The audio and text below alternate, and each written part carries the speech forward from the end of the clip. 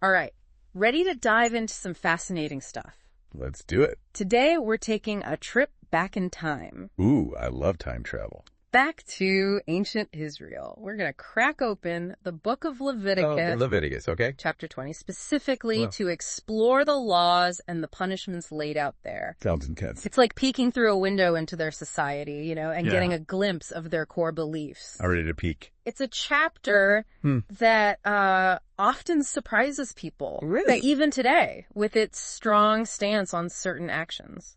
That's putting it mildly. It is an understatement. I mean, the death penalty for things like cursing your parents or adultery, it makes you realize how differently they viewed right and wrong back then. Totally different world. You're absolutely right. Yeah? The sheer number of offenses carrying the death penalty It's a law. underscores how seriously they took these actions. It's a world where, purity, sanctity, separating themselves from surrounding cultures. It was absolutely paramount. Yeah. These laws weren't just personal.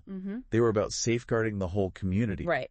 Physically and spiritually. So it's almost like those actions were seen as a threat to the very fabric of their society. Exactly. Wow. And that's where the concept of blood guilt comes in. Okay. It pops up quite a bit in Leviticus. Okay. It's this idea that, a serious transgression doesn't just harm the victim. Right. It also defiles the community as a whole. Interesting. It's like a spiritual stain that needs to be cleansed, often through punishment. So it's not just about punishing the individual. Right. It's about restoring balance and purity to the entire community. Precisely. Wow. Imagine a community facing a devastating drought. Okay. And they believe it's a punishment from God. For a sin that hasn't been, unpunished adultery. That sense of blood guilt would create incredible tension and urgency to cleanse the community, restore harmony. That paints such a vivid picture. Yeah. It really makes you think about how differently they experienced those beliefs compared to us today. Yeah. Okay, one thing that really jumped out at me was this mention of Molech. Who was this deity. Yeah. And why was giving children to him such a grave offense? So Molech was a Canaanite god. Okay. And what's disturbing, he was associated with child sacrifice. Wow. For the Israelites. Yeah. This practice was absolutely abhorrent. Okay. You have to understand. Yeah. They were surrounded by cultures practicing this. So their outright rejection of it was a powerful statement. Right, about rejecting pagan practices, protecting their children, and demonstrating their unwavering loyalty to Yahweh, their God. So it's like drawing a line in the sand, like... Exactly. They saw themselves as God's chosen people, set apart by a unique covenant. Yeah. These laws, including this very strong prohibition against child sacrifice, reinforced that separation and helped forge a distinct identity rooted in obedience to Yahweh's commandments. Right. It's like saying, this is who we are, this is what we stand for. That makes a lot of sense. Yeah. And speaking of their beliefs, another thing that stood out was the emphasis on sexual prohibitions. Okay. Adultery, incest, bestiality. Right. It's all right there in Leviticus 20. It's all there. Why such a strong focus on sexual purity? Well, you have to remember that in ancient Israel, sexual morality wasn't just a personal matter. Right. It was deeply intertwined with family lineage, inheritance, and the entire social order. Yeah.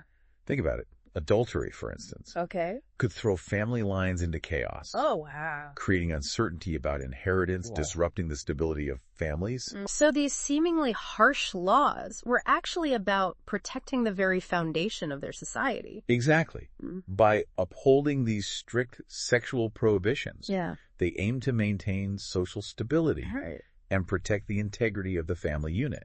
Right. It's a fascinating example of how deeply intertwined their laws were with the practical realities of their lives.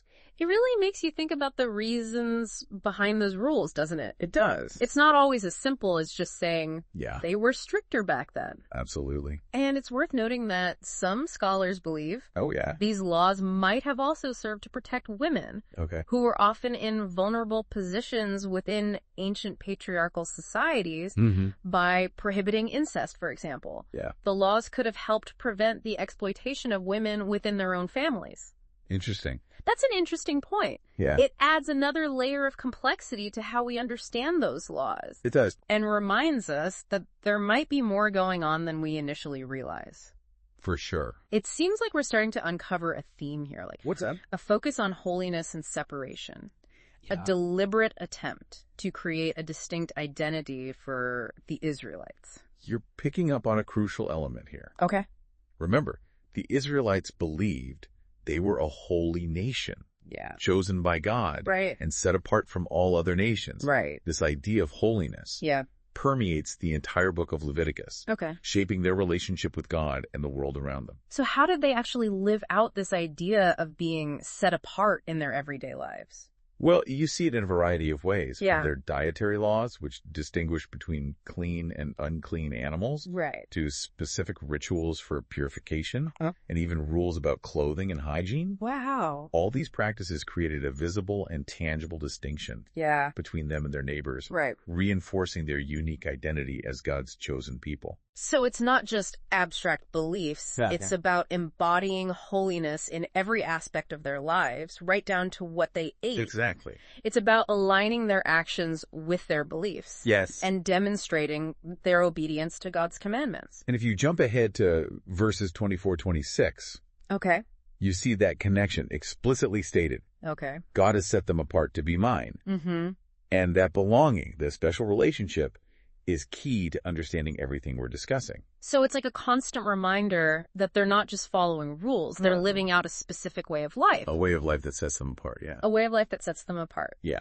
But before we wrap up this part of our dive, yeah, there's one more piece we need to explore, like this whole issue of spirits and mediums. Oh, right. Which Leviticus also addresses pretty directly. Interesting. Ah, yes. Yeah. The mysterious world of the supernatural. Okay. Leviticus doesn't shy away from addressing this aspect of ancient Israelite culture. And it's clear that engaging with spirits and mediums was considered a serious offense.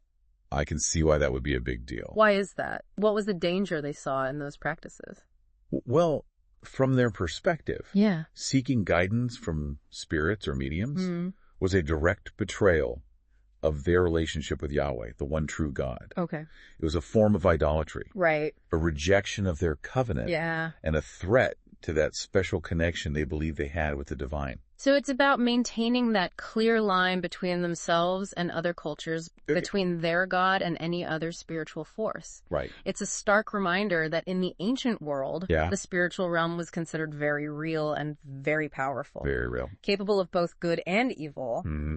To dabble in those other realms was to risk everything. It was a risky business. Yeah. For sure. It's like they saw those practices as like a slippery slope. Yeah. Potentially leading them away from their core beliefs and their unique relationship with God. Exactly. Yeah. And the severity of the punishment, death by stoning. Oh, wow. Shows just how serious a threat they believed it to be. It wasn't just about personal choices. Right. It was about protecting the spiritual and social fabric of their entire community. So we're starting to see how all these pieces kind of fit together. You know, we've got sexual prohibitions, right, dietary laws, yeah, rules against consulting spirits. All connected. It's like they all tie back into this larger theme of holiness, separation, and obedience to God. You're spot on. These weren't just random rules scattered throughout Leviticus. Right. They were interconnected and intentionally designed to shape a way of life that reflected their covenant with Yahweh. Mm-hmm. And their identity as a holy nation. Right. Think of it like piecing together a mosaic. Okay. Each individual law, while seemingly separate, contributes to a larger picture. Yeah. A vision of what it meant to live as God's chosen people. It's amazing how much we can learn about their worldview just from these laws. It is fascinating, isn't it? It's like stepping back in time, getting a glimpse of their daily lives, their fears, their hopes. And their struggles, too. Oh, right. Let's not forget that the Israelites weren't always perfect in their obedience. Yeah, makes sense. These laws served as a constant reminder of the high standards they were called to uphold. Right. A challenge to live in alignment with God's will, even when surrounded by, temptations and pressures. So it wasn't just about blindly following rules. It was about actively trying to shape their lives and their society according to their beliefs. It sounds exhausting. It probably was at times. Yeah. But it also speaks to, the enduring human desire to create a meaningful and ordered existence. Yeah. That striving for holiness. Right. That effort to align oneself with a higher purpose. It's something that still resonates with people today. That's so true. Across different cultures and religions. It's like a fundamental human need to make sense of the world and our place in it. Absolutely. Speaking of different cultures, I noticed that Leviticus 20 specifically addresses resident foreigners living among the Israelites. Oh, interesting. It seems they were also expected to adhere to these laws, even though they weren't part of the original covenant. That's a great observation. Yeah.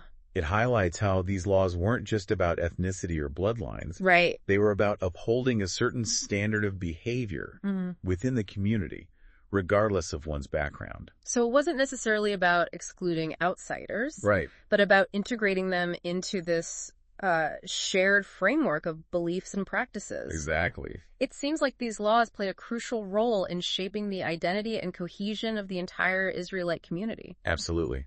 They served as a blueprint for social order, a guide for navigating daily life, right, and a framework for understanding the relationship with God and each other. It makes you wonder how different our world might be if we had such clear-cut rules governing every aspect of our lives.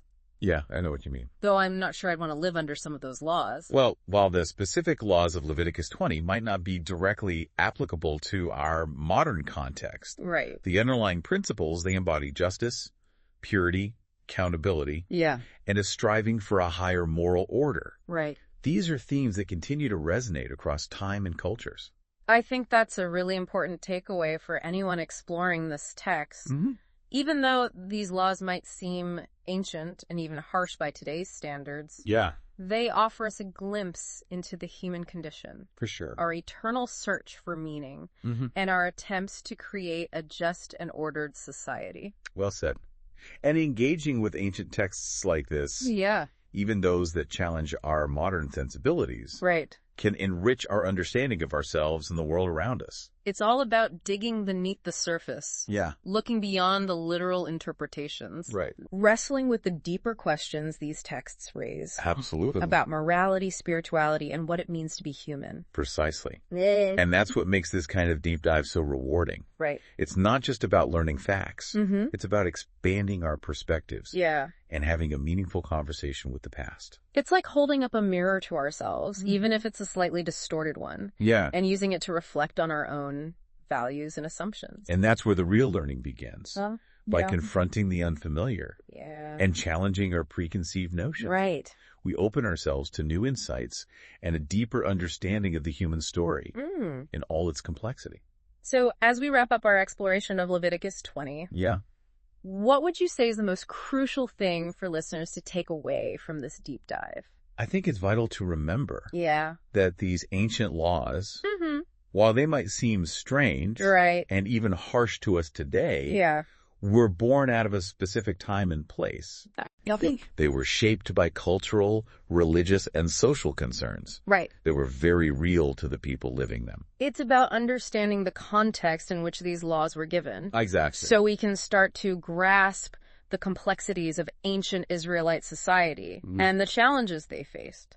Right. And even though we might not agree with all the specifics, there's still a lot we can learn from their attempts to create a just and ordered society. Right. One that reflected their understanding of God's will and their desire for a meaningful life. It really highlights how these fundamental human concerns kind of transcend time and place, We might grapple with them in different ways today. Right. But the core questions about how to live a good and meaningful life within a society, those remain constant. It speaks to that enduring human need for meaning, for order, for a sense of belonging and purpose. Absolutely. Yeah. It's like we're all still trying to figure out those same puzzles, just with different pieces and in a different context. Exactly. Well, as we wrap up our deep dive into Leviticus 20, I have one final thought-provoking question. I like those. For you to ponder. Okay, I'm ready. We've explored how these ancient laws reflect broader human concern. Right.